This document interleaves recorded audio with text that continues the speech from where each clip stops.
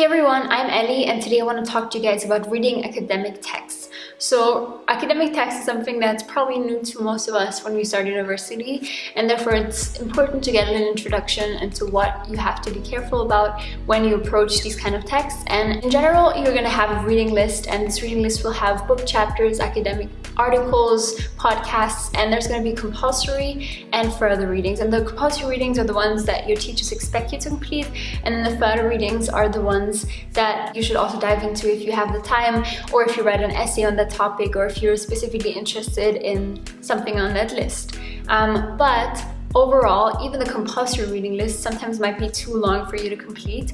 Therefore, it's important to kind of find a strategy on how to get an overview of all the text without actually having to read every single sentence, because some of them will just be too long for you to manage every week. And for that, it's important to know that academic texts usually have the same structure. So there's going to be an abstract, introduction, a main body that has a methodology, findings, a discussion, and also a conclusion.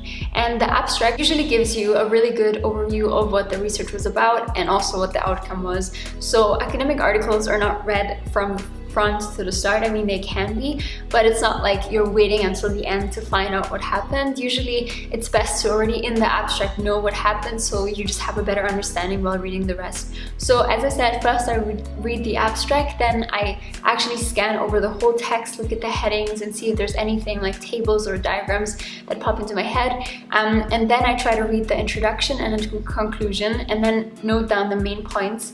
And then if there's still something missing, I will also go through the main body, of course, and see if there's some arguments that weren't covered yet.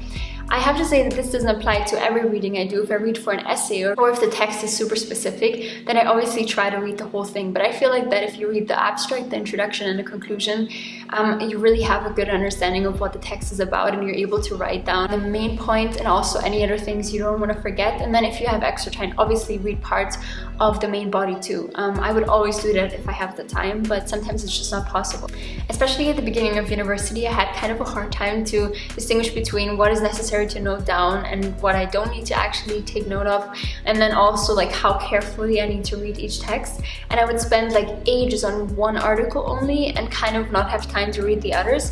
And that's what made me really learn that it's far more important to kind of get an overview of all the texts by reading through the abstract, the introduction, and the conclusion, and then also scanning over the main body first for all your compulsory readings, instead of trying to go through each one really, really carefully and then not having time to go through like the rest of them, if you know what I mean. So you'll figure out your strategy, and if you're able to, read everything carefully, it's obviously the best option. But if you start off and you realize your reading list is super long, just try to, get a little bit of like good information and the main argument out of each one, instead of trying to be super precise about only one.